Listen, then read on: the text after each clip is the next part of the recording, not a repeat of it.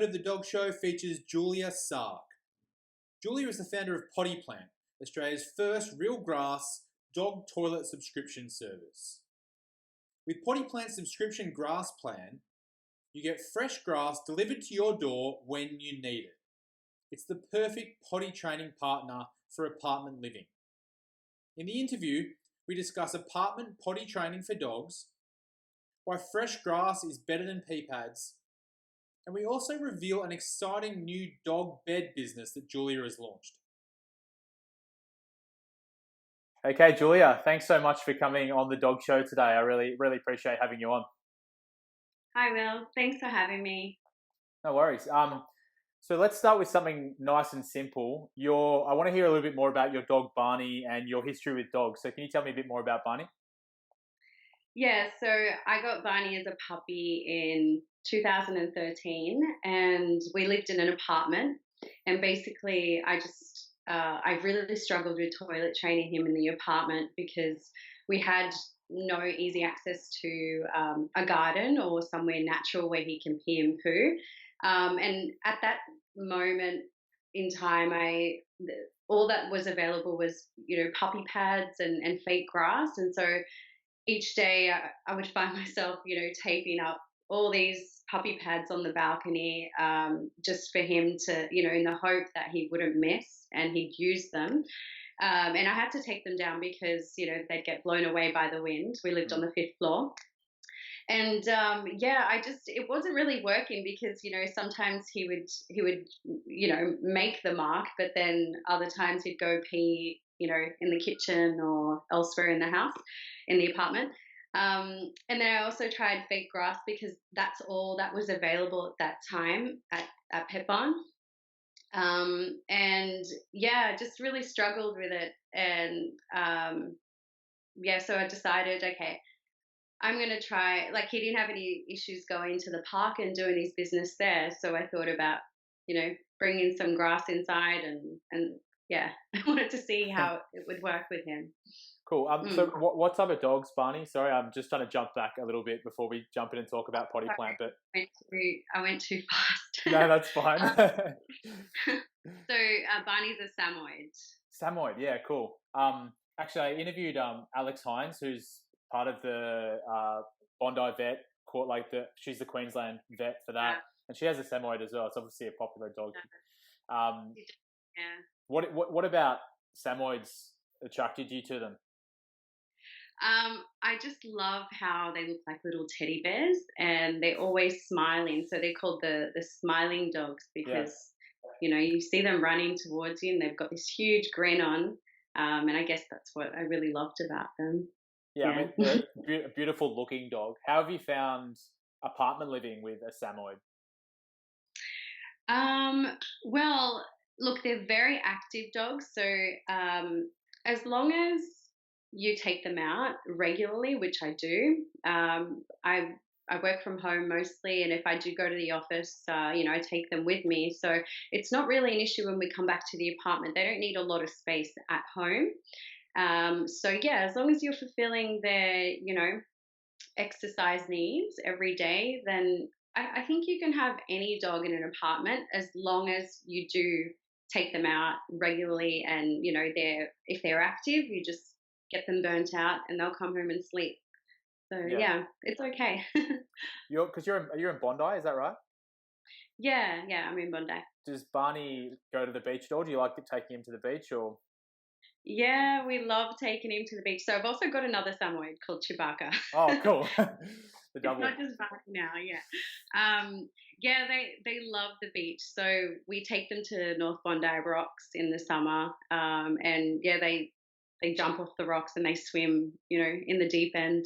Not so much where the waves are, like on the beach, because they're not allowed there. But they love it. And this past summer, I took my underwater camera to film Barney under the water swimming. I've got some really nice footage. It's really funny. He loves swimming. Yeah, that sounds cool. So how old's Chewbacca? She just turned 3, actually. Okay. I've often thought we have one dog, and I've often thought about the having a second dog for company and all that kind of stuff. But it sounds like more work, actually, to be honest. Yeah, I agree. So I think if you introduce a new like puppy when your dog, because I got Chewbacca when Barney was 4. He kind of, he's past that puppy stage. He doesn't want to be annoyed all the time, and I think that's what Chibi does to him. That's her nickname. She annoys him a lot, where he just wants to like relax and not want to deal with her. But he's been so great. Like he's really patient, and he's never aggressive towards her or anything. He's just he's kind of like a big brother, and she's an annoying little sister. That's nice. Yeah, when you see dogs, they seem to kind of have a maternal instinct just to be, I guess, adopt them as like a brother or sister when they're young. Yeah, that's right. Well, it took him a while to warm up to her at first because she was always in his face, like, jumping on him, biting his ears. But yeah, he was so cool. Like he would just, the most he would do is like a little growl here and there to sort of, warn her to back off. But she's as annoying as ever. That's good. So maybe she'll grow out of it soon. If she's 3 now, she might be getting. She would, but she's still like just like yap all the time. Just Well, we're still waiting. Our French Bulldog's 4 years old, and she still acts like a puppy every day. So I don't know if they're ever growing out of it. Yeah. I don't know. I think when you have one, you don't have another to compare them to. So you sort of see them as your baby. But now that I've got 2, I can see the difference quite clearly between them both. Like Barney's just like this mature, amazing dog. Like he can do no wrong, really. And Chibi is so naughty. Like I honestly don't have a pair of socks intact. Like she eats all my socks. And always throwing things around the house. Her favorite is my lip balm, so I don't have any lip balms. Like I can't buy them and just leave them around because like she'll even climb up onto the coffee table, take it, run off and start eating it. Well, that's a bit worrying, I guess. You're gonna have to watch what's around, right? I know. Well, that's how I am. If I ever leave them in the house alone, like I'm always looking around. Okay, what can she chew? I'll put it away or, close that bedroom. Yeah, she's naughty.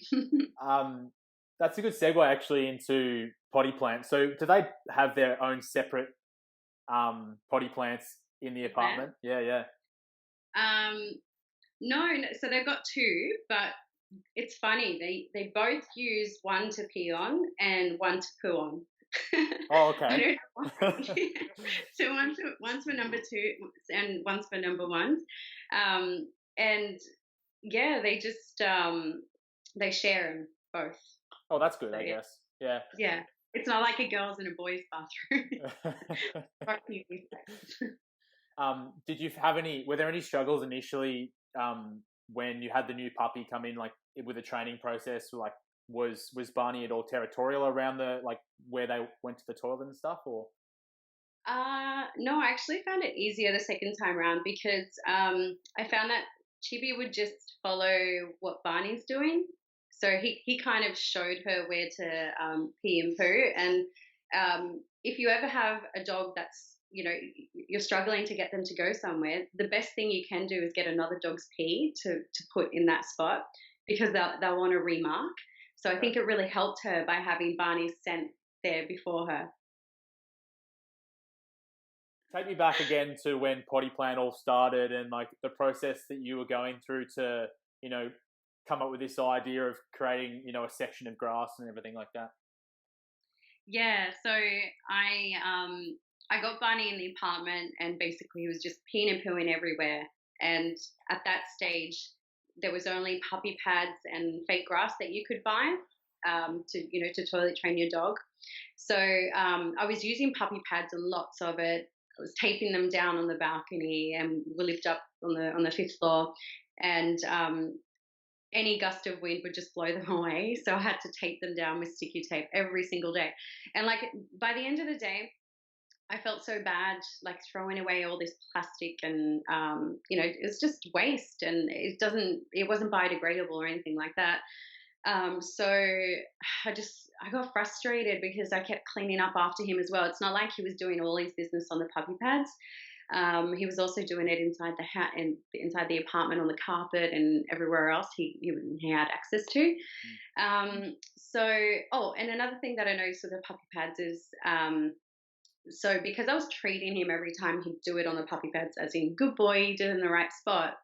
When we'd go out on walks, like I'd find him holding on and waiting till we got home so he could do his business on the puppy pads to sort of go there again and get his treat. Right. So I was like teaching him the wrong habits, and then at times when I would take him to the dog park and he was off leash, he I'd see him, he'd do it normally on the grass there. So I thought, well, maybe if we had grass at home, like maybe that would be easier for him, because I really don't want to keep encouraging him to just go on the puppy pads, because maybe he'll learn that that's all he needs to go on, and not sort of make that transition to going outside at the park more smoothly and go there every time.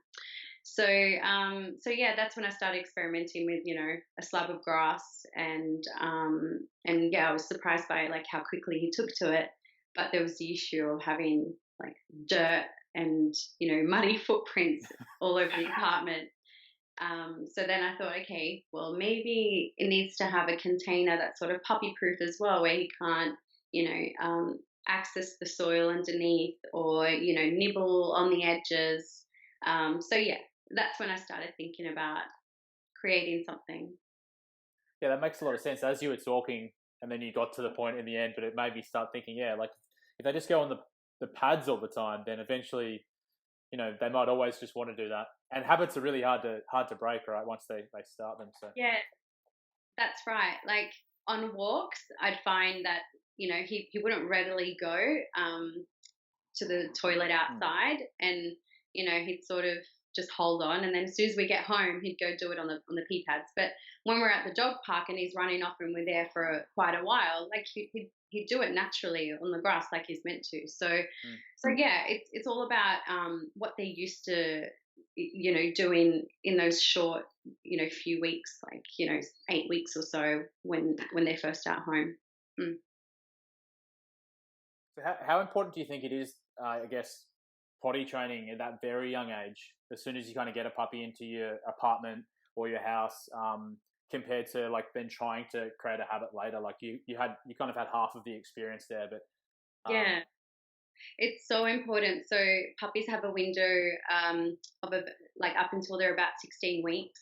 And by the way, I learned this, just in the past 5 years, with my work with Potty Plant, and thousands of customers, and seeing their results, and speaking to lots of dog trainers. So I'm not a dog trainer, but just from what I've seen, like they do have something which I was told is called substrate preference, and that's like in that short window of 16 weeks, that's when they're learning what they prefer to go on to toilet.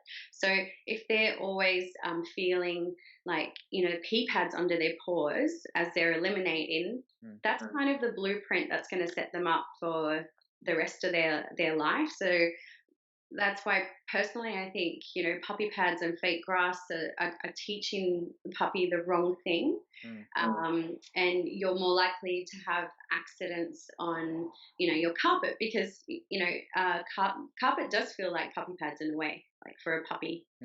If they're being taught to go on the puppy pads, and they'll just go on your carpet and think that's okay. Recommend, I guess this is something we've had a number of questions in the past. I'm just thinking about our audience about, and it's dogs that are probably past the 16-week stage, and they've got issues with defecating in the house, or not wanting to go outside. As you said, they're almost used to doing it now, and that's where they want to go. They won't go on the walk. They'll wait until they get home even.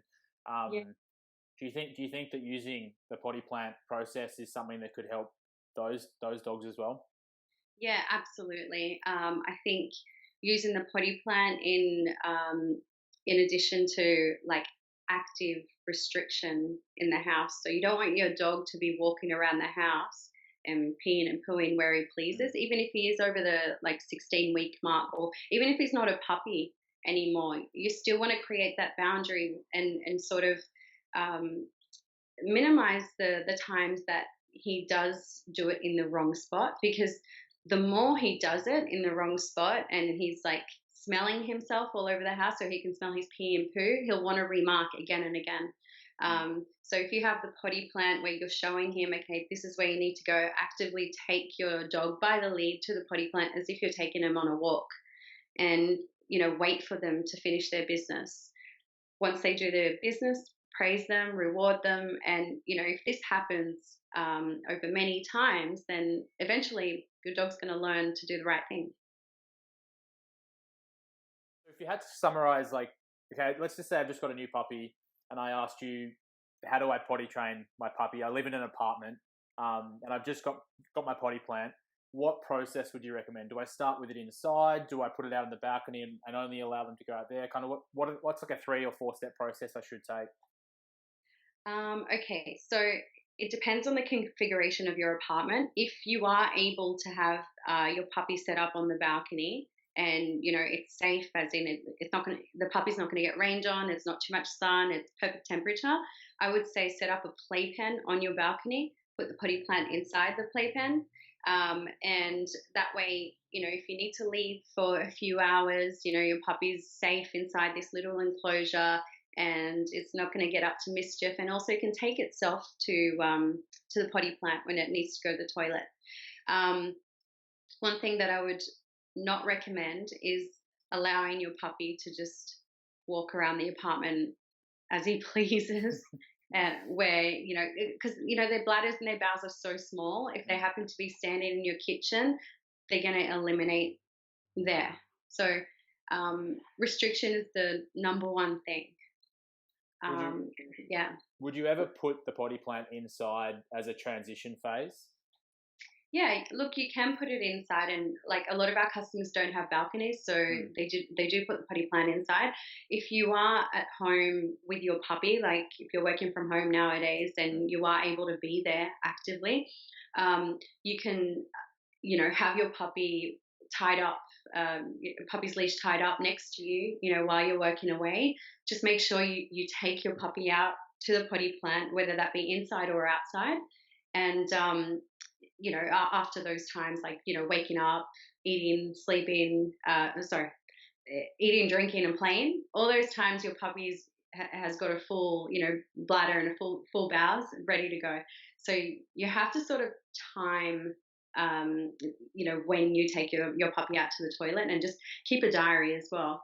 The more times your puppy does it on the right spot, it's just the momentum builds up, and, you know, that muscle of, you know, toilet training gets much bigger and better for the puppy. So they learn a lot quicker.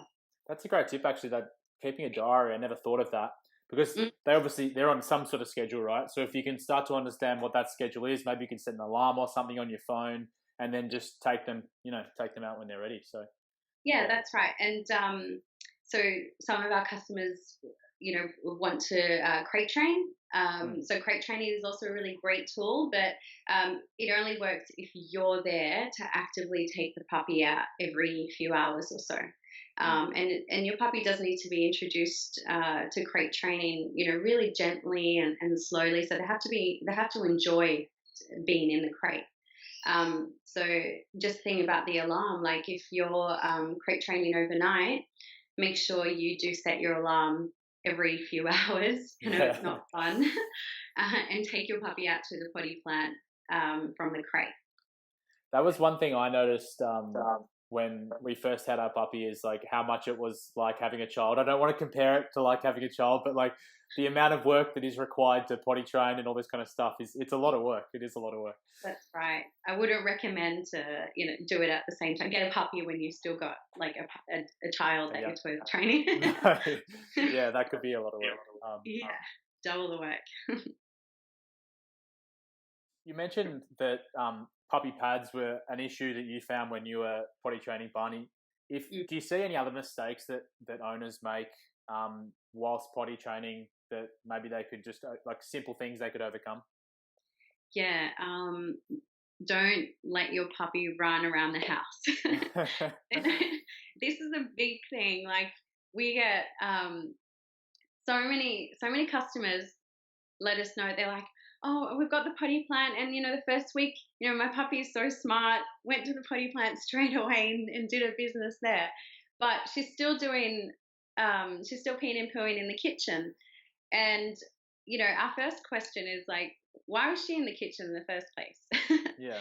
So like, your puppy should only be in a small location in the house, and that location should only be enough space for the toilet, bed, food and water.